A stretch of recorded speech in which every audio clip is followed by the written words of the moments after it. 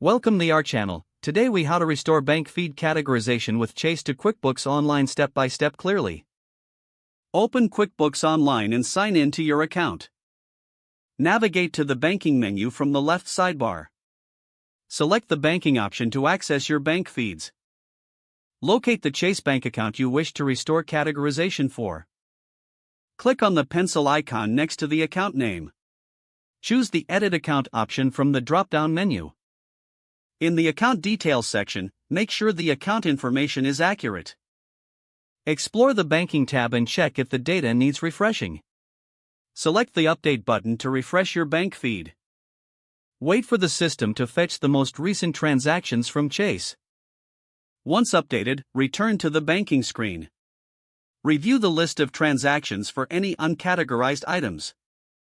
Click on an uncategorized transaction to open the categorization panel.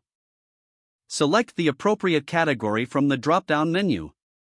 For transactions requiring a rule, create a new rule by clicking on Create Rule. Define the criteria for your rule and choose the actions. Save the rule and apply it to the relevant transactions. Repeat the categorization process for each uncategorized transaction. Once completed, ensure all transactions are categorized correctly.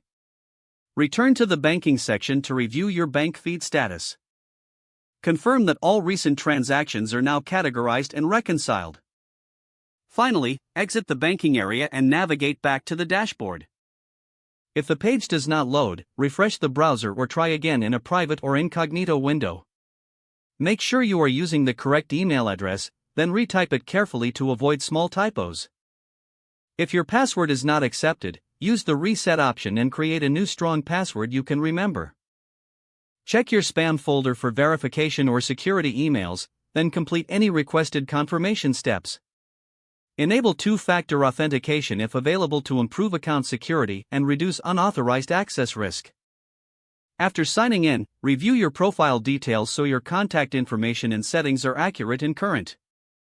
If you see an error message, note it down and try again after restarting your device and internet connection. Don't forget to like this video and subscribe to our channel for more step-by-step tech guides.